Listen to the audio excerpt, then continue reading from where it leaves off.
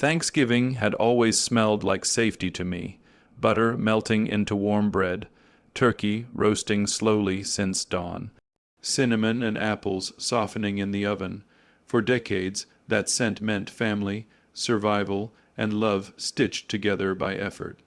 Even after my husband died, even after loneliness became a quiet roommate, Thanksgiving was the one day I refused to let grief win. That year I woke up before sunrise. At 68, my bones protested as I stood, but habit was stronger than pain. I tied my apron, the same faded blue one my husband once teased me about, and began preparing the meal like I always did. I peeled potatoes slowly, thinking of my daughter Emily, of how she used to sit at the counter as a child, sneaking pieces of raw carrot and asking too many questions. I wondered when she stopped looking at me like I was her home. By noon the table was set, white linen freshly pressed. The good plates only used twice a year. Candles stood tall and steady, casting a warm glow that softened the room. At the center sat the gravy boat, chipped at the rim. I kept it because my husband loved it. He used to say imperfections were proof something had been loved long enough to matter. I didn't know then how ironic that thought would become. They arrived just after 2. Victor walked in first, carrying a bottle of wine he hadn't paid for, probably taken from my cabinet during one of his previous visits. He wore that same confident smile, the one that never quite reached his eyes, the smile of a man who believed the world owed him something. Emily followed behind him, my Emily. She looked beautiful, of course, she always did, but something was different. She hugged me quickly, lightly, as though affection were an obligation she needed to check off a list. "Smells amazing, Mom," she said, already looking past me. Victor kissed my cheek without asking. "You really outdid yourself," he said, glancing around the apartment as if assessing its value. I ignored the tightness in my chest and smiled. Dinner's almost ready. We sat down together like a picture. Perfect family. The turkey was carved, plates were passed. Polite conversation floated across the table: work stress, traffic, the rising cost of groceries. Victor talked loudly. Emily nodded often. I listened more than I spoke. That was when I noticed it. Victor's smile didn't fade when he ate. It didn't soften when he laughed. It stayed sharp, fixed, like a man waiting for his moment. Halfway through the meal, as I reached for the mashed potatoes, Victor cleared his throat. The sound cut through the room like a blade. "Well," he said casually, leaning back in his chair, "I guess we should talk about the move." I froze. "The move?" I asked, forcing a small laugh. "What move?" He grinned wider. "In 3 days, we're moving into your new apartment." The words didn't register at first. They hovered in the air, heavy and unreal. I waited for laughter, for clarification, for Emily to look confused and say this was some terrible joke. Instead, she smiled softly, carefully. "And you'll be moving into a retirement home," she added. "We already looked at some nice ones." Fork slipped from my fingers and clattered against the plate. The room went silent. My heart pounded so loudly I was sure they could hear it. I stared at my daughter, the baby I carried for 9 months, the child I stayed up with during fevers, the teenager I defended when the world felt cruel. I searched her face for hesitation. There was none. Victor reached for his wine, unbothered. "It just makes sense," he said. "You don't need all this space anymore. All this space, as if this apartment wasn't the last thing my husband and I built together. As if it wasn't filled with memories, sweat, grief, and survival. You'll be more comfortable," Emily added quickly. "Less responsibility." I wanted to scream. I wanted to ask when my life became a decision they could make without me. When love turned into entitlement, when my daughter learned to look at her mother like a burden, but I didn't. Instead, I nodded, slowly, quietly, because I saw something then, not just their arrogance, but their certainty. They believed it was already done, and that was their first mistake. I took a breath and smiled faintly. "If that's what you think is best." Victor raised his glass. Emily relaxed. They mistook my silence for surrender. They had no idea that this table, the one where love was supposed to be shared, had just become the place where their downfall began. They stayed for dessert. That was the cruelest part. Victor leaned back in his chair, loosening his belt, talking about future plans as if my life were already boxed and labeled. Emily cleared the plates without meeting my eyes, humming softly, the way she used to when she was nervous as a child. Except this time, she wasn't afraid of the dark or a thunderstorm. She was afraid of me saying no. "And we'll need the second bedroom for an office," Victor said, glancing down the hallway. I work better with space. I watched my daughter nod in agreement. Every word felt like another layer of earth being shoveled over my chest. When they finally left that night, the apartment fell into a silence so deep it rang. The candles had burned low, wax spilling down their sides like quiet tears. I stood at the table long after the door closed, my hands resting on the same linen cloth I had ironed that morning.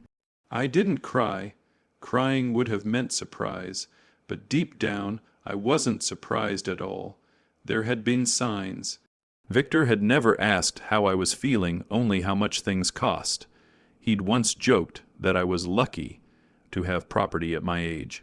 He spoke of inheritance the way other people spoke of weather, casually, inevitably.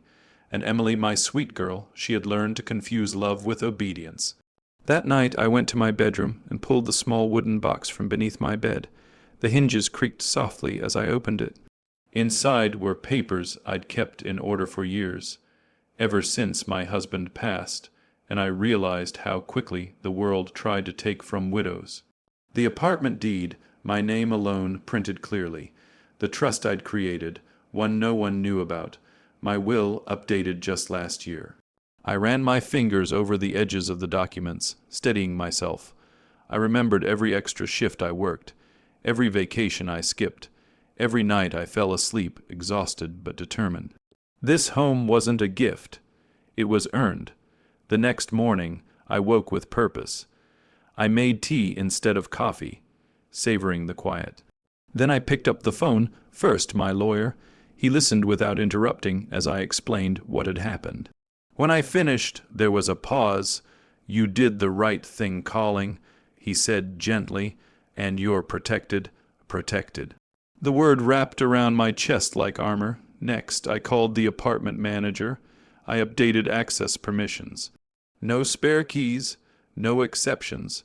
Then I made one last call to the retirement home Emily had chosen for me. I thanked them for their time and asked a few careful questions. By the end of the call, I was smiling. Not because I was cruel, but because I was awake. That afternoon, Emily texted, "Don't worry, Mom. This is for the best." I stared at the message for a long time. Then I typed back, "I trust you." It was a lie, but it was also bait. Saturday passed quietly. I cleaned, organized, and prepared, not to leave, but to stay. I slept deeply that night, something I hadn't done in years, because there is a special kind of peace that comes when you stop trying to be loved by people who are trying to replace you. They thought my silence meant weakness. They thought my age made me fragile. They thought nodding meant agreement. They forgot something important. I raised my daughter, and I learned long ago sometimes the strongest move is to let your enemy believe they've already won. Sunday arrived dressed in confidence. I woke early, not from worry, but from habit. The morning light spilled across the living room floor, touching the furniture they believed would soon belong to them. I brewed my tea and sat quietly, listening to the hum of the building waking up around me. At exactly 10 o'clock, I heard footsteps in the hallway. Laughter, keys jingling, their voices floated toward my door like they already owned the place. Victor knocked once hard, impatient, then tried the lock. Click, nothing. He frowned and tried again, harder this time. The confidence in his posture began to stiffen. Emily stepped closer. That's strange. Victor rattled the handle. Must be jammed. I opened the door slowly. Their smiles were already starting to crack. "Oh," I said gently, "you're early." Victor blinked. "Why doesn't the key work?" I tilted my head. "Because it's not your key." Emily laughed nervously. "Mom, stop. We're supposed to be moving in today." I stepped aside and let them enter, but I didn't invite them to sit. The boxes stacked in the hallway behind them suddenly looked ridiculous labels, marked asterisk, kitchen asterisk, asterisk office asterisk, asterisk master bedroom asterisk. Master bedroom. I walked to the table and placed a folder at the center, the same table where 3 days earlier they had decided my future over turkey and wine. Before anything else, I said, "You should read this." Victor opened the folder first. His face changed immediately. The color drained from his cheeks as he flipped through the pages. His jaw tightened. "What is this?"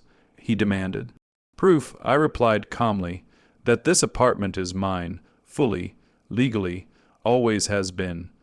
Emily reached for the papers, her hands shaking. "That can't be right." "It is," I said. "My name is the only one on the deed, and it always will be." Victor scoffed. "You can't just change your mind." I met his eyes for the first time in days. I didn't change my mind. I never gave my consent. The room fell silent. Emily's voice dropped to a whisper. "But the retirement home."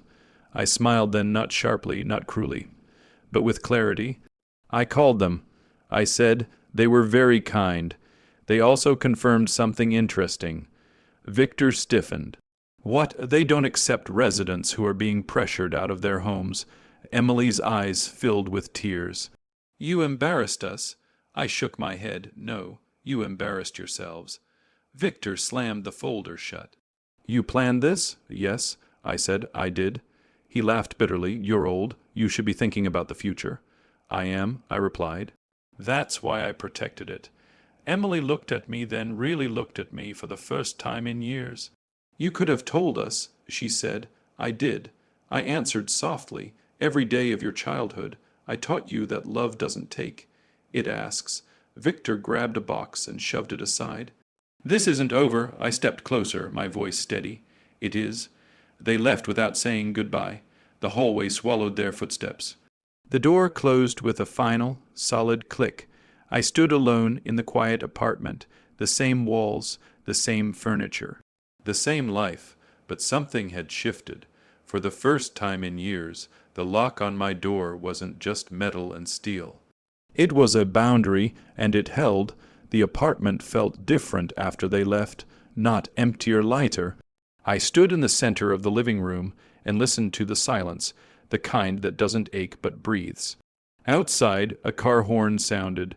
Someone laughed in the distance, life continuing without asking for permission.